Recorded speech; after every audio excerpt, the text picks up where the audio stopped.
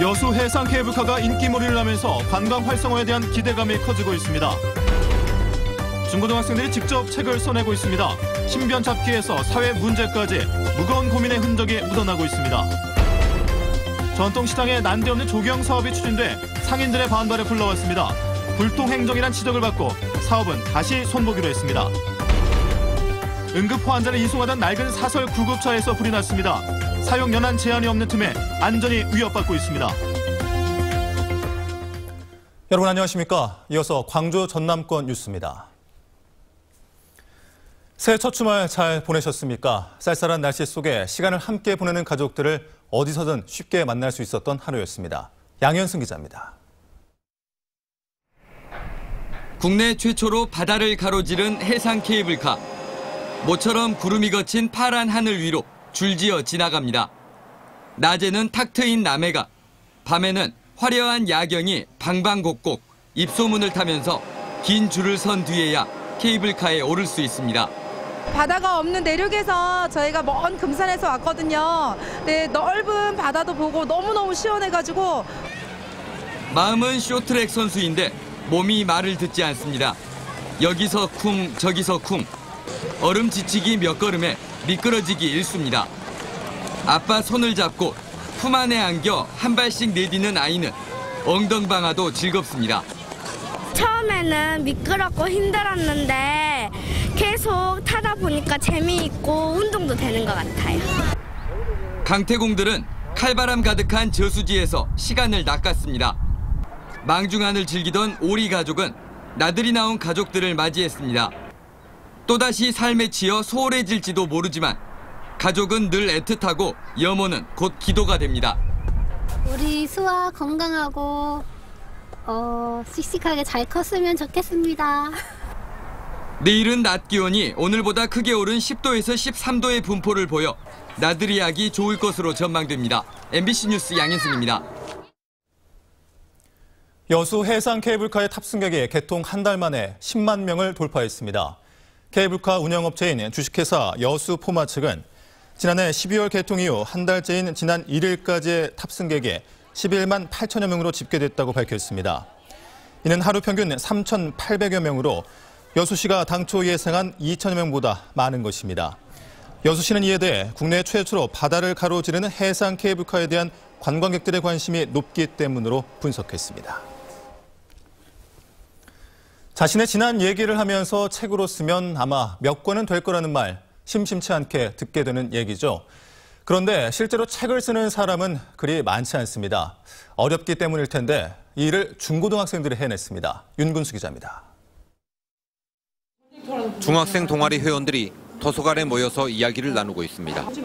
주제는 급식이나 시험, 스마트폰 중독 같은 또래들의 일상과 고민입니다. 이렇게 나눈 고민과 써내려간 이야기들이 넉 달 만에 책으로 나왔습니다. 막상 책으로 받아보니까 저희가 썼다는 게 그렇게 느끼진 않았는데 자신들의 이야기, 친구들의 고민이기 때문에 누구보다 또래들이 먼저 공감해줬습니다. 학교 친구들도 별로 이제 반응이 없을 줄 알았는데 서로 막 가진다고 막 싸우고 그래서 뿌듯하고 그랬죠, 애들이라고. 한 고등학생 동아리 회원들은 근로정신대 양금덕 할머니의 전기를 썼고 또 다른 동아리는 문과, 이과에서 1등하는 선배들의 공부 노하우를 책으로 썼습니다. 학교에서 이루어지는 경쟁과 폭력의 원인과 대안을 모색하는 제법 철학적인 에세이를 쓴 학생들도 있습니다. 이런 과정을 통해서 동아리 회원들은 서로를 배우고 성취감과 자신감도 얻었습니다. 근데 서로 활동을 하면서 같이 생각하는 것도 있고 또 체험하지 못했던 걸 접하는 부분도 있고 그랬던 것 같아요. 책 쓰는 게 어렵다고만 생각했는데 한번 쓰고 나니까 또 다른 책을 써볼 수 있을 것 같다는 자신감이 일단 먼저 든 것 같아요. 광주 지역 10개 중고등학교의 책쓰기 동아리가 시교육청의 지원을 받아서 2학기 동안 펴낸 책은 모두 15권. 광주시 교육청은 내년에도 공모를 통해서 책쓰기 동아리와 학생 작가들을 지원하기로 했습니다. MBC 뉴스 윤문수입니다. 좁디 좁은 전통시장 도로 한복판에 순천시가 조경 사업을 추진했다가 상인들 반발을 사고 있습니다. 당초 사업 계획을 수정하기로 하면서 일단락되긴 했는데 예산 낭비와 불통 행정이라는 지적입니다. 문영채 기자입니다. 장날이 아닌데도 시장을 가로지르는 도로 곳곳에서 차량들이 밀립니다. 편도 1차로에 불과한 전통시장 도로. 이곳 한복판에 지난달 순천시가 중앙분리형 화단 공사를 시작했습니다. 도로 중간에 나무를 심어 전통시장의 환경을 개선해보겠다는 취지였는데 도로 폭이 줄면서 교통 혼잡은 더욱 심각해졌습니다. 평상시에도 교통이 원활하지 않고 장날은 그야말로 교통이 많이 혼잡합니다. 100이면 100 다 이게 뭐 하는 짓이냐고 말을 하지 잘했다는 사람 단 한 사람도 없어요. 이 같은 상인들의 집단 반발에 부딪혀 공사는 2주 가까이 중단됐습니다. 교통이 더 불편해져 전통시장을 찾는 손님들이 줄어들 것이란 우려와 여기에 공사 시작 전 충분한 의견 수렴도 이뤄지지 않아 상인들의 원성은 더욱 큽니다. 차가 흐름이 막히고 근데 뭐 장사가 잘 될 일은 없는 거 아닙니까? 주차장 관계를 해주고 이런 걸 해놓은 것도 아니고 느닷없이 통보 없이 이렇게 했다는 것이 큰 문제라고 생각합니다.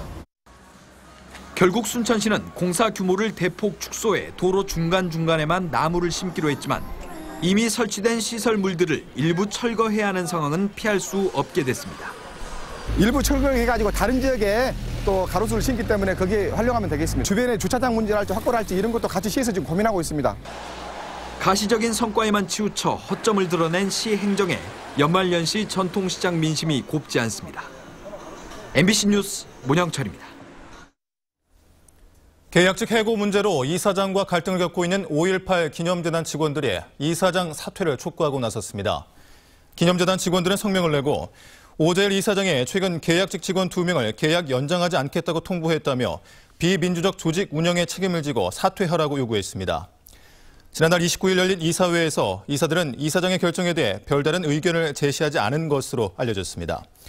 직원들은 성명을 통해 이사들이 직접 이사장의 불합리한 해고 통지를 철회하게 해야 한다고도 주장했습니다.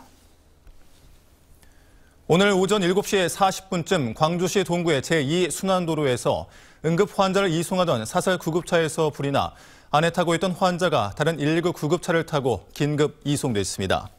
엔진 부분에서 불이 난 것으로 추정되는 사설 구급차는 2007년식으로 119 구급차의 사용 연한보다 3년 더 사용됐습니다. 경찰은 운전자를 상대로 정확한 경위를 조사하는 한편 화재 원인을 밝히기 위해 현장 감식을 진행했습니다. 교통사고 현장에서 차량 서행을 유도하던 60대 남성이 뒤따르는 차량에 치여 목숨을 잃었습니다. 오늘 낮 12시 55분쯤 무안군 삼양읍의 한 도로에서 66살 임모 씨가 41살 윤모 씨가 몰던 승용차에 치여 병원으로 옮겨졌지만 숨졌습니다. 도로가 공사 현장에서 일하던 임 씨는 인근에서 빙판길 교통사고가 발생하자 수신호로 후속 차량 서행을 유도하고 있었으며 운전자 윤 씨는 무면허로 차량을 몰았던 것으로 드러났습니다. 여수해양 경비안전선은 어젯밤 11시 30분쯤 여수시 경호동 대경도 인근 해상에서 선장 56살 이모 씨 등 9명이 타고 있는 37톤급 어선이 좌초돼 침수 중이라는 신고를 받고 모두 구조했다고 밝혔습니다.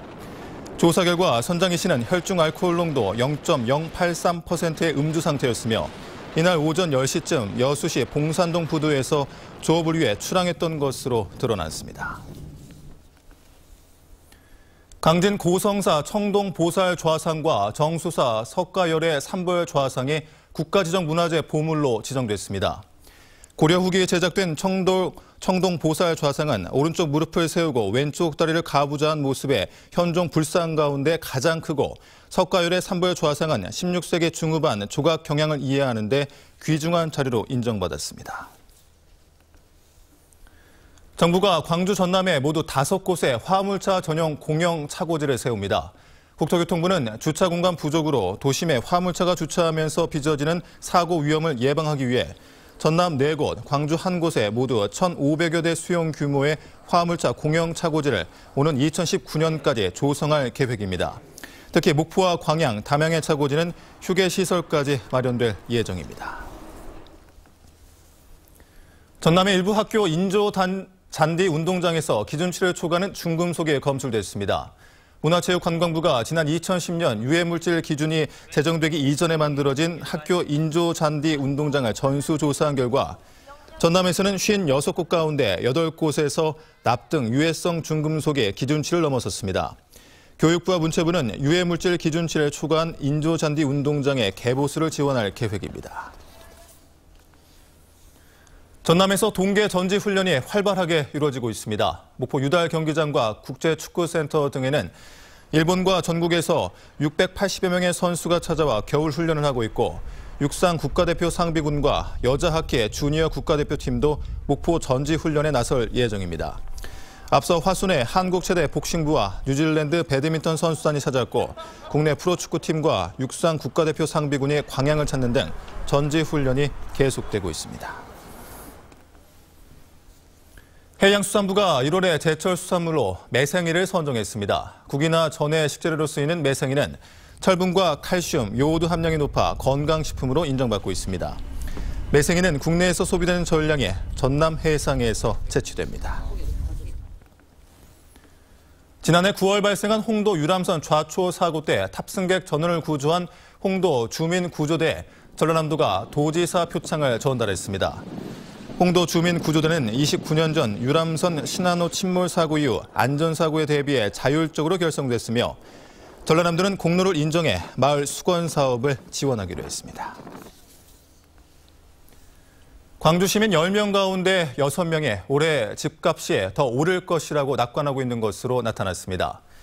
광주 지역 부동산 전문 사이트 사랑방 부동산이 시민 346명을 대상으로 설문조사한 결과 전체 응답자의 59%가 올해 아파트 가격이 상승할 것이라고 응답했다고 밝혔습니다. 아파트값이 오를 것이라고 전망한 시민 가운데 61%는 소폭 상승할 것이라고 답했고 집 구입 적기로는 응답자의 절반가량이 2016년 이후가 좋겠다는 반응을 보였습니다.